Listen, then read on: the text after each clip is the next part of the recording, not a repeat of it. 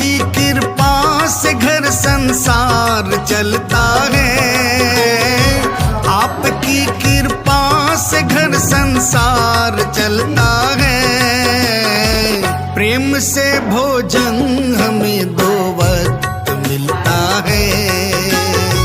प्रेम से भोजन हमें दो वक्त मिलता है। आपकी कृपा से घर संसार चलता है। आपकी कृपा से घर संसार चलता है। प्रेम से भोजन